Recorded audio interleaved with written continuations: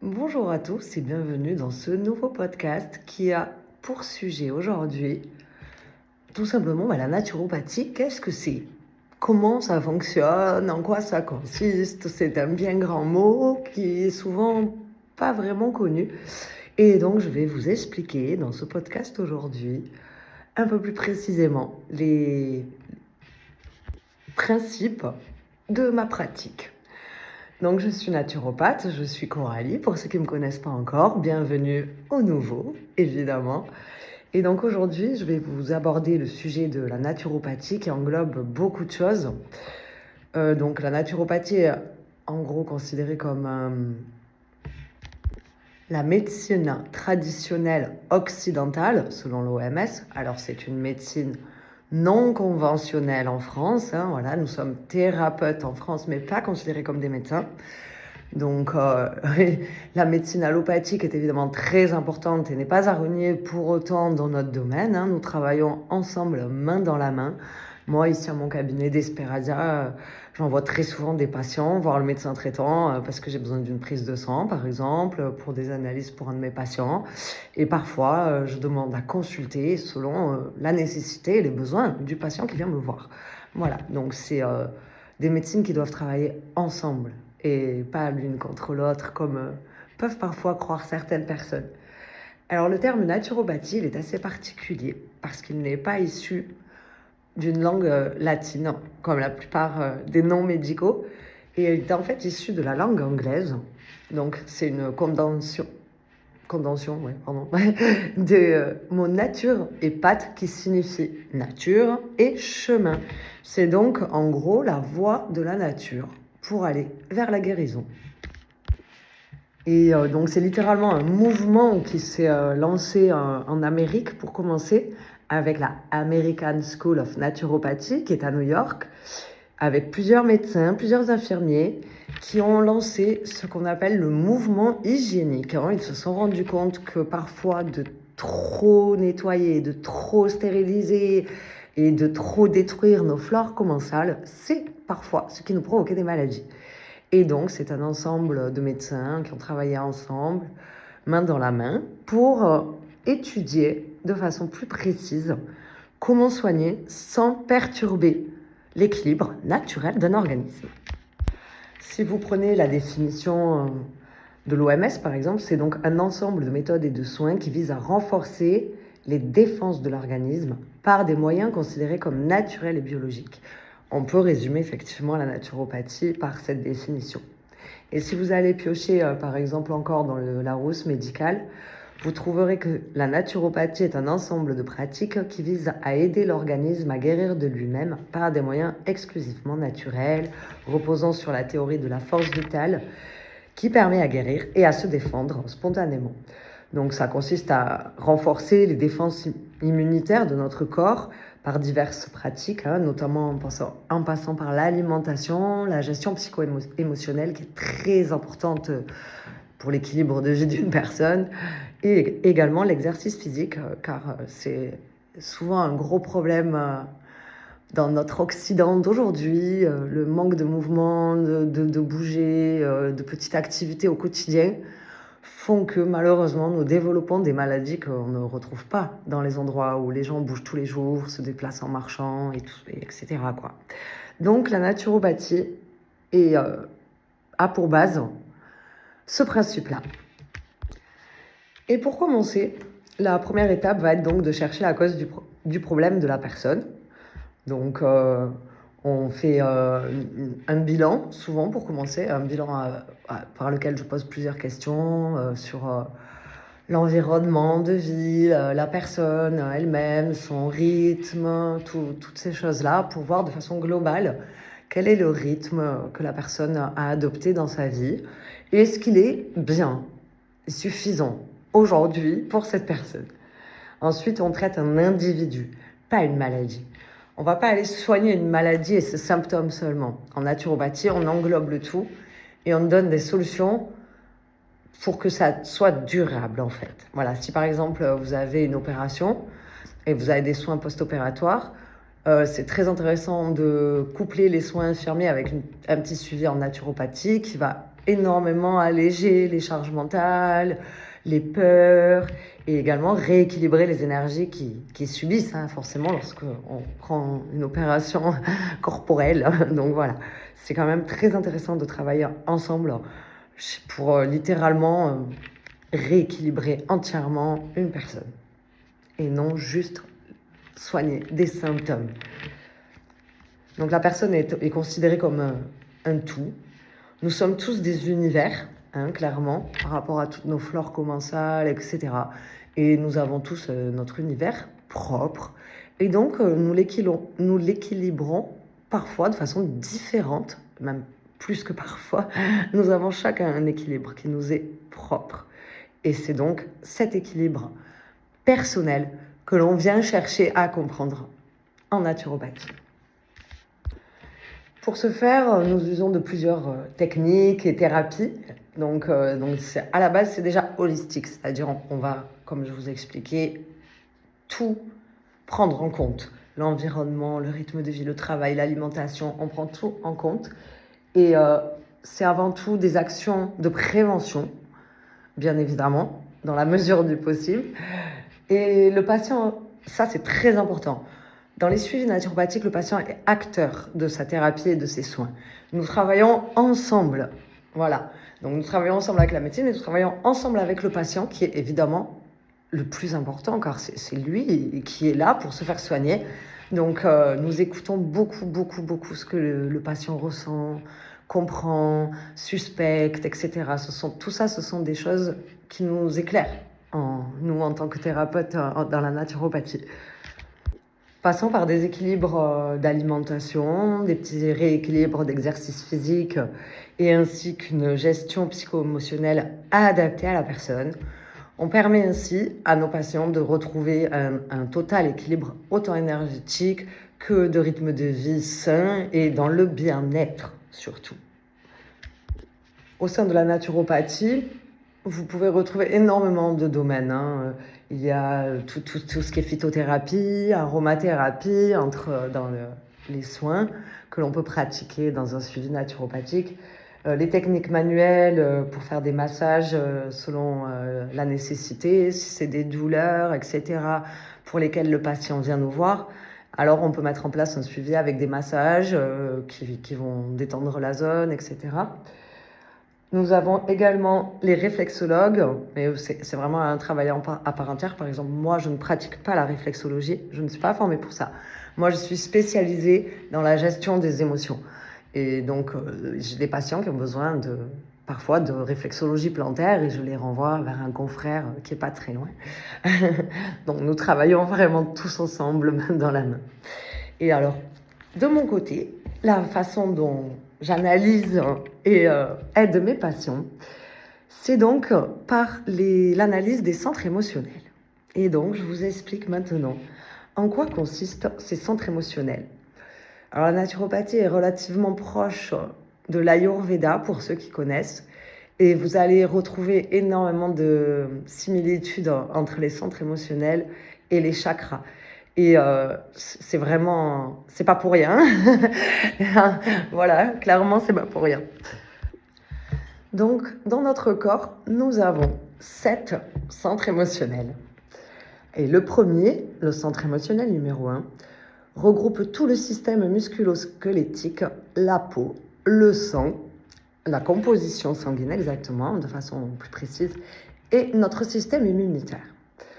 Et alors, ce centre émotionnel est relié au niveau esprit par toutes les relations sociales du patient, avec la famille, avec les amis, avec les collègues, au travail, etc. Et donc, s'il y a un déséquilibre de ce centre émotionnel, la personne pourra ressentir au niveau émotionnel des choses qui ne vont pas au niveau relationnel, des différences par rapport à avant, un malaise, etc., un changement dans le type de relation aussi. Et souvent, il va s'accompagner de cela, des douleurs articulaires, des douleurs musculaires et des soucis d'insécurité qui vont également avoir une action sur le système immunitaire et l'affaiblir.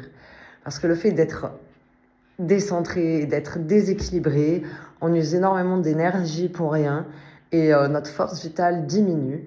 Et alors, il peut en arriver jusqu'à des problèmes de peau, des problèmes donc vraiment plus profonds au niveau sanguin, etc. Et alors, si par exemple, vous vous suspectez à vous-même un déséquilibre au niveau du centre émotionnel numéro 1, vous pouvez vous poser les questions suivantes. Est-ce que je me sens seule? Est-ce que je me sens déprimée? Est-ce que j'ai l'impression ou la sensation de ne pas pouvoir compter sur mes proches? Et est-ce que je me sens aimée à ma place? Et si effectivement vous n'êtes pas en accord avec ces questions, peut-être au niveau émotionnel, il y a quelque chose à faire pour régler ce problème-là. Mais tout marche à double sens dans le corps. Donc parfois, il arrive que nous ayons des soucis qu'on appelle somatopsychiques, c'est-à-dire que, par exemple, quelqu'un qui a subi une opération du genou et qui ne peut plus faire son sport comme il avait l'habitude de faire toutes les semaines à son club, etc., eh bien, il va avoir un déséquilibre émotionnel dû au problème physique. Donc tout marche à double sens. Un problème sur le système musculo-squelettique, la peau, un problème dans le sang ou au niveau du système immunitaire peut venir entacher vos émotions et provoquer des émotions de basse vibration qui font que vous ne vous sentez plus en phase. Et ça, grâce à la naturopathie, au suivi, au bilan, c'est quelque chose qu'on peut rééquilibrer. Moi, par exemple, en général, en 4 semaines de suivi, mes patients, ils arrivent vraiment à retrouver un équilibre très très serein et ils me disent littéralement c'est bon, ma vie elle a changé, je me retrouve, donc il n'y a pas grand chose à faire, mais il faut savoir quoi faire. Donc déjà ça commence par se poser les bonnes questions et savoir mais si on se sent en phase, et cela concerne tous les centres émotionnels. Alors passons maintenant au second centre. Les organes qui regroupent ce centre émotionnel numéro 2 sont tous les organes du système urinaire et du système reproducteur, la région lombaire et le bassin. Donc toute cette zone-là, elle reflète en fait l'équilibre d'une personne entre l'amour et l'argent. Il y a par exemple des personnes qui ont tendance à laisser de côté leurs relations amoureuses pour mieux gérer leur carrière, aller plus loin ou inversement. Et donc quelqu'un qui va pas être vraiment en équilibre avec sa relation amoureuse et l'argent et la gestion de l'argent peut souffrir de problèmes au niveau urinaire ou reproducteur, etc. Voilà. Donc, si vous êtes dans cette situation-là, les questions que vous pouvez vous poser pour déjà vous aider à vous sentir mieux et au moins à chercher à vous comprendre, c'est: est-ce que je me sens en difficulté dans ma situation financière? Quoi que ce soit que je gagne, peu importe. Est-ce que moi, je me sens à l'aise sur ma façon de gérer mon argent? Est-ce que ma situation amoureuse, elle me convient? Est-ce que finalement, je me sens bien d'être seule pour ma carrière, ou est-ce que finalement, je me sens bien de tout donner dans mon couple et de ne pas du tout travailler? Ça peut effectivement aider à se rééquilibrer parfois, ne serait-ce que de se poser les questions et de savoir ce que l'on en pense vraiment nous-mêmes à l'intérieur de nous. Alors, observez votre rapport avec l'argent, la manière dont vous gérez, est-ce que vous êtes dépensier, avare, tout ça, ça peut vous donner des informations déjà pour vous aider à vous comprendre. Et une question qui est très importante, c'est: est-ce que je ressens de la colère envers mon partenaire sans comprendre pourquoi? Si vous ressentez de la colère envers votre partenaire sans vraiment comprendre d'où ça vient, eh bien c'est à chaque fois, à coup sûr, lié avec un déséquilibre au niveau du centre émotionnel numéro 2. Et si c'est votre cas, n'hésitez pas à prendre contact avec moi parce que je peux vous donner des petites astuces gratuitement, vraiment avec grand plaisir. Si vous saviez le nombre de gens, ne serait-ce que d'une discussion, qui ont pu remonter la pente dans leur relation, mais c'est avec un immense plaisir que je vous propose mes astuces gratuitement. Le troisième centre, donc le centre émotionnel numéro 3, c'est le système digestif, l'estomac, on connaît tous. Pancréas, glande surrénale, et cela concerne l'image et l'estime de nous-mêmes. Et les personnes qui ne se perçoivent qu'à travers les autres, par exemple, ont une faible estime d'eux-mêmes et ont toujours besoin de montrer aux autres qu'ils font bien les choses, ce genre d'action dans ce style-là, que eux-mêmes ne savent pas pourquoi trop ils font ça. Mais en général, ça dénote un manque d'estime de soi. C'est énormément lié à la confiance en soi, évidemment, hein. Et si vous avez un manque d'estime, un manque de confiance, de toute façon, on le ressent. On dit facilement j'ai un nœud à l'estomac. Donc c'est très très clair sur la zone, hein. Voilà. Donc on l'a tous connu, ça, hein, ce nœud à l'estomac qui fait qu'on n'est pas sûr de nous, enfin qui nous fait savoir que nous ne sommes pas sûrs de nous. Et alors souvent, les gens qui ont un déséquilibre important au niveau du centre émotionnel numéro 3 ont une relation au poids assez compliquée. Donc soit des petits soucis d'anorexie, voire de boulimie, ou en tout cas une image d'eux-mêmes avec laquelle ils ne sont pas en phase. Et les comportements alimentaires un peu excessifs également. Et si vraiment vous avez un gros déséquilibre au niveau du centre émotionnel numéro 3, à coup sûr, vous tombez dans les addictions. Et ça dénote clairement un besoin de vous écouter, de vous faire confiance avant tout. Et pareil, avec les suivis addictologues plus naturopathiques, par exemple, vous pouvez vraiment, vraiment vous en sortir, et quelle que soit la dépendance. Et j'ai des preuves, des gens pour qui j'ai vu de mes yeux, qui ont réussi à s'en sortir très, très bien, avec quelques rendez-vous avec un addictologue et un suivi avec moi, avec la thérapie adaptée à eux, évidemment. Et ils s'en sont très bien sortis, et surtout de manière durable. Donc n'hésitez pas vraiment à ne serait-ce que vous renseigner, n'hésitez pas à aller voir ce que les naturopathes dans votre région proposent, parce que vraiment, ça peut être un accompagnement spécifique à vous qui a une action, je répète, durable, sur le long terme, qui fait que plusieurs années après, vous n'allez pas tout lâcher pour replonger, quoi. Ça, c'est hyper important, évidemment, dans la dictologie. Le système numéro 4, donc le centre émotionnel numéro 4, c'est le système cardiovasculaire. Alors, où le sang n'est pas compris. Là, quand on dit système cardiovasculaire, c'est tout l'ensemble des veines, des artères, tout ça. Mais le sang, en lui-même, la partie liquide, donc fait partie du centre émotionnel numéro 1. Et on retrouve également les poumons et la poitrine. Donc les gens qui ont des soucis au niveau du centre émotionnel numéro 4, c'est des gens qui ont du mal à trouver l'équilibre entre leurs désirs personnels et les désirs de l'être aimé. Ils font souvent passer les désirs de l'être aimé avant les leurs. Certaines personnes ont des déséquilibres au niveau du centre émotionnel numéro 4 parce que pendant des années, ils n'ont pas du tout écouté les désirs de leur partenaire. Et ils le savent dans leur inconscient et ça leur ressort de cette manière-là, parfois des années après. Et du coup, c'est très important de savoir clairement ce que l'on veut, parce que sinon, on ne peut pas écouter nos propres désirs, tout simplement. Et à noter que les troubles cardiaques, dès que vous avez des petites pointes au cœur, des petites douleurs, je ne parle pas forcément de grosses maladies, mais ne serait-ce que de sentir une gêne, parfois, selon les moments que vous n'aviez pas avant, plus facilement essoufflé, et j'ai l'impression d'avoir une petite pointe au cœur. Eh bien, à ce moment-là, c'est souvent significatif du fait que vous avez besoin d'écouter vos désirs personnels. Cherchez à comprendre ce qui vous ferait plaisir, ce qui vous fait du bien, ce qui vous manque, tout simplement. Et pour les problèmes pulmonaires, des poids dans la poitrine, on a l'impression de mal respirer, que l'air n'est pas assez frais ou des choses comme ça. C'est souvent lié à un trop plein d'émotions et où on laisse les poids des autres venir s'instaurer comme si c'était nos poids à nous. Et voilà, ça dénote un besoin de s'écouter de toute façon également, hein. Et là, tout l'intérêt va être de trouver un équilibre, d'apprendre. Et souvent, s'il y a un centre émotionnel numéro 4, c'est la première chose à faire, c'est d'en discuter avec son partenaire.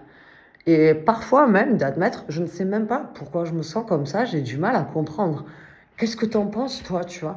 Des petites discussions peuvent déjà énormément aider à comprendre. Et si vous êtes seul, il faut vraiment vous poser les questions à vous-même. Qu'est-ce que je veux? Qu'est-ce que j'estime avoir raté peut-être? Et c'est jamais trop tard pour recommencer à essayer quoi que ce soit. On peut toujours tout tenter dans la vie. On peut toujours essayer de recommencer. C'est toujours possible. Et dans ce centre émotionnel numéro 4, on retrouve aussi les gens qui ont toujours envie d'aider les autres, toujours besoin de régler les problèmes des autres. Parce qu'en fait, ils ne s'écoutent pas eux-mêmes, donc ils ne savent pas quel est leur problème. Et donc, ils ne peuvent pas régler leurs problèmes. Et pour ne pas se sentir inutile à rien faire dans cette vie, eh ben, c'est un besoin qui leur vient pour toujours apporter leur soutien, faire ce qu'ils peuvent dès qu'ils peuvent. Et c'est parfois important de savoir se recentrer un peu sur soi. Ce n'est pas de l'égoïsme. Malheureusement, dans notre Occident, on a inclus que s'occuper de nous-mêmes, s'occuper de soi et se recentrer sur soi pour s'écouter, c'est être égoïste. Pas du tout. Comme on dit, âme charitable commence par soi-même. À méditer. Passons alors au centre émotionnel numéro 5, qui concerne la bouche, avec les dents, la mâchoire, les gencives, la région cervicale et la thyroïde. Et c'est en lien avec la communication d'une personne avec les autres. Les gens qui n'écoutent pas les autres, qui n'arrivent pas à parler d'elles-mêmes, de leurs émotions et qui craignent d'exprimer ce qu'elles pensent ou ce qu'elles veulent, ont souvent des troubles au niveau de la région cervicale, de la thyroïde. Et les gens qui ont de la colère en eux, parce qu'ils n'arrivent pas à exprimer pourquoi ils sont en colère, qui gardent en eux, ils finissent toujours avec des problèmes dentaires. Les caries sont les caries à soigner chez le dentiste, s'il vous plaît, tout de même. Mais si vous avez tendance à faire souvent des caries, posez-vous la question de quoi je suis en colère, pourquoi je ne dis pas, pourquoi je n'exprime pas. Et autorisez-vous à vous exprimer à vous-même sur papier vos raisons. Et c'est déjà beaucoup. Et je peux vous garantir que vous irez moins souvent chez le dentiste. D'autant plus si vous arrivez à en parler avec des membres de votre famille ou des amis proches et objectifs qui seront capables de vous écouter à votre juste valeur, évidemment. Alors, le centre émotionnel numéro 6, maintenant, lui concerne les yeux, les oreilles et le cerveau. Donc, c'est en lien à l'ouverture d'esprit, la curiosité au monde extérieur et la capacité à s'adapter aux situations nouvelles. Et c'est essentiellement l'équilibre cerveau droit, cerveau gauche qui entre en jeu ici. Donc, si par exemple, vous utilisez plus votre cerveau droit que votre cerveau gauche, alors effectivement, il peut venir s'installer un petit déséquilibre ici. Sachant que le cerveau gauche est la partie rationnelle, c'est la partie, on va dire, mathématique, celle qui veut tout contrôler, savoir, comprendre de façon claire, nette et précise. Et la partie droite du cerveau, c'est la partie imaginative, créative, celle qui a besoin d'irrationalité pour s'exprimer. Et il est très important pour notre bien-être intérieur de savoir laisser les deux en fait s'exprimer en équilibre, on va dire, sans laisser une part déborder plus que l'autre. Et donc voilà, c'est le bilan naturopathique et les suivis naturopathiques peuvent aider à cela. Et il y a plein de choses à faire déjà seul de votre côté, des exercices de respiration. La pratique du yoga aide énormément aussi à rééquilibrer cerveau droit, cerveau gauche. Vraiment, il y a plein de petites choses à faire au quotidien tout seul déjà à la maison pour aller vers le mieux-être. Et concernant ce centre qui est donc les yeux, les oreilles et le cerveau, donc quelqu'un par exemple qui manque de curiosité, souvent il y a des petits soucis oculaires, ça dénote un manque d'ouverture à l'extérieur ou peut-être une peur d'ouverture à l'extérieur parfois aussi. Les gens qui ont souvent des otites sont peut-être des gens qui s'écoutent trop, mais ou pas. Ça ne veut pas dire qu'il ne faut pas aller les faire soigner, mais afin de ne pas laisser le problème revenir tout le temps de façon cyclique, apprendre à se poser les bonnes questions et à rectifier le tir, et ça peut énormément soulager le quotidien, la vie au quotidien. Et le dernier centre que je vous présente, qui est donc le dernier, c'est un centre qui est non organique. Ce n'est pas des organes en fait qui composent ce centre. Le centre émotionnel numéro 7, il concerne plus toutes les maladies chroniques et dégénératives, donc les risques en fait de développer ces maladies-là. Donc tout ce qui est génétique, etc.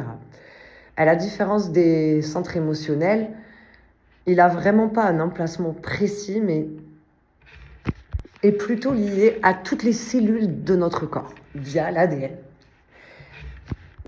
Ce centre est en lien avec la capacité, alors, la spiritualité, j'ai envie de dire, mais sans forcément être croyant, hein. Être spirituel, c'est pas forcément être croyant. Quand je dis spiritualité, ici, dans ce terme, j'inclus l'ouverture à la nature, aimer les animaux, aller se balader, se connecter au ciel, au vent, il y a le vent, waouh, tout ça. Être, en fait, ouvert à l'environnement et croire en quelque chose qui est plus grand que nous. Ah ouais, la nature, elle est ultra puissante, etc. Et ben là, vous avez une forme de spiritualité en vous. C'est pas, ouais, je vais à l'église, ou ouais, je fais ci, ou c'est pas forcément ça. Et vous savez d'ailleurs, il y a parfois des gens qui se croient très spirituels et qui prient tous les jours, mais qui ont perdu la foi, la croyance en quelque chose de plus grand qu'eux, et finalement vont avoir les actions de quelqu'un qu'on dirait être spirituel et qui finalement ne l'est pas du tout. Et si vous avez des troubles au niveau de vos croyances, que vous autorisez pas à croire en ce que vous croyez, peut-être des fois aussi, certaines personnes sont trop conditionnées et ne s'autorisent pas à libérer un petit peu ce qu'elles croient vraiment au fond d'elles. Et si vous arrivez à le faire, vous remarquerez certaines personnes au sein d'une famille, par exemple, on va dire, où ils ont un gène qui provoque un cancer spécifique. Tout le monde dans cette famille finit par, à tel âge, quarantaine, admettons par exemple, à attraper ce fichu cancer, nanana, c'est dans nos gènes, c'est voué à l'échec, de toute façon on va tous l'avoir, etc. Et bien à coup sûr, à 40 ans, celui qui baigne dans ça, il l'aura. Et à coup sûr, la personne qui se dit « Mais c'est pas obligé, pourquoi moi je l'aurais comme les autres? Ok, j'ai le gène, mais c'est pas pour ça qu'il va se déclencher. » Eh ben, c'est très très possible que celui-ci ne déclenche rien du tout, justement. Et c'est là la petite nuance. Rien que croire en vos capacités, c'est croire en quelque chose de plus grand que vous. Si vous croyez que vous êtes capable, que machin, que oui, c'est bon, tant pis, j'essaye, j'y vais, j'y crois, allez, c'est bon. Eh ben, franchement, vous avez tout gagné, quoi. Donc, bravo et continuez comme ça, si c'est votre cas. Donc, en conclusion, c'est assez complexe en apparence, mais finalement, ça peut se régler parfois beaucoup plus facilement, hein, rééquilibrer ses centres émotionnels beaucoup plus facilement qu'on pourrait le croire. Il suffit de se poser les bonnes questions et de s'écouter et d'écouter un petit peu notre entourage en trouvant le juste milieu qui est bon pour nous-mêmes. Avant tout, cherchez l'équilibre personnel, pas par rapport aux gens, pas sur ce que les gens aimeraient voir de vous, non, vous-même. C'est ça la petite clé. Si tu as aimé ce podcast, eh ben, je t'invite à t'abonner à ma chaîne.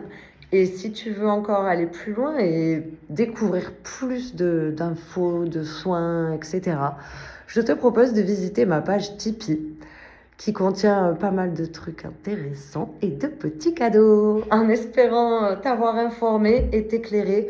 Et n'hésite pas à poser la moindre question au besoin via les commentaires et peut-être même en email pour ceux qui ont envie de discuter un peu plus personnellement. C'est avec grand plaisir. Je vous mets mon mail dans la description de ce podcast pour tous ceux qui auront une question à poser, quelle qu'elle soit. S'ils ne veulent pas la poser en commentaire, avec le plus grand des plaisirs, je vous réponds. Et je vous dis à bientôt pour peut-être une vidéo, peut-être en podcast, on verra.